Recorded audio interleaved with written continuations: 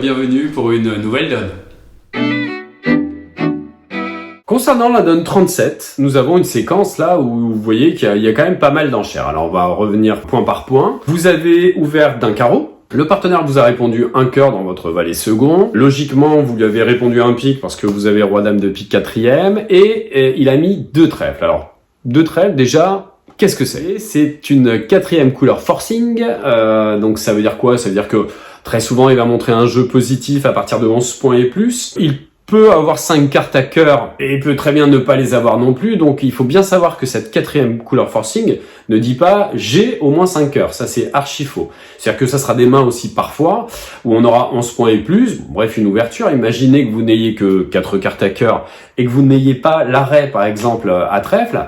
Vous ne pouvez pas balancer 300 atouts comme ça. Donc, la quatrième forcing sert finalement à rendre la séquence forcing comme son nom l'indique, pour ne pas que le partenaire passe. C'est ça qui est très important. Une fois qu'il met deux trèfles, quatrième couleur forcing, vous contemplez votre jeu et vous vous dites quoi? Votre priorité est de voir si vous avez 3 cartes à cœur dans la couleur, dans la majeure du partenaire, ce qui n'est absolument pas le cas, donc évidemment vous n'allez pas répondre à cœur. Deuxième priorité, c'est de voir si vous tenez la quatrième couleur, donc les trèfles, là en l'occurrence, avec un valet second, ça me paraît assez tendu comme tenue, donc évidemment on va pas pouvoir se permettre de mettre 200 atouts avec ce jeu-là. La main elle est sympathique, mais elle ne comporte que 12 points, vous avez un 5-4-2-2, ces deux valets seconds, c'est pas toujours génial non plus, on va dire. Cette main-là, sur une quatrième couleur forcing, si on ne peut pas nommer les cœurs, parce qu'on n'a pas 3 cartes, si on ne peut pas mettre les sans atouts, parce qu'on ne tient pas les trèfles, donc la quatrième couleur forcing, il nous reste l'enchère de 2 carreaux, pour simplement revenir dans la couleur. Là, en l'occurrence, vous la rallongez, mais vous verrez que vous n'aurez pas toujours 5 cartes.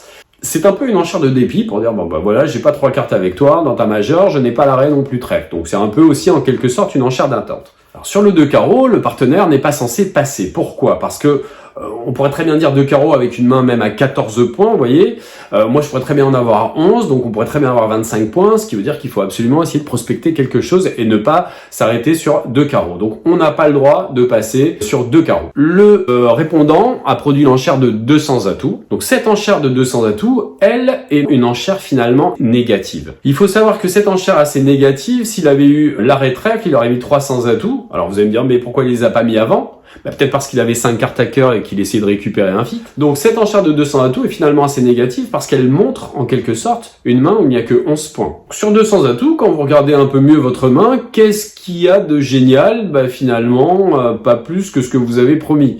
Alors maintenant, vous regardez votre main sur 200 atouts et il va falloir faire une action. Alors vous la regardez bien et vous vous dites quoi? Vous vous dites, finalement, c'est un peu minimum, j'ai 12 points, j'ai le minimum promis. Donc ce que je vais faire, je vais mettre un carton de passe. Vous avez parfaitement le droit de passer. Alors en fait, il y a un grand principe, c'est-à-dire que lorsqu'on fait une quatrième couleur forcing, si la 6e enchère ne dépasse pas 200 atouts, donc là c'est 200 atouts, ça ne dépasse pas, on part du principe que la séquence n'est plus forcing de manche. C'est-à-dire que sur 2 carreaux, on aurait mis 2 cœurs, c'est pas forcing de manche. Sur 2 carreaux, ici on a mis 200 atouts, ce n'est pas forcing de manche. Ça aurait été pareil si on avait mis 2 piques. Après une quatrième couleur forcing, lorsque la 6e enchère ne dépasse pas 200 atouts, on est dans une situation qui est non forcing et donc la l'ouvreur peut parfaitement passer, ce qu'il fallait absolument faire avec cette donne-là.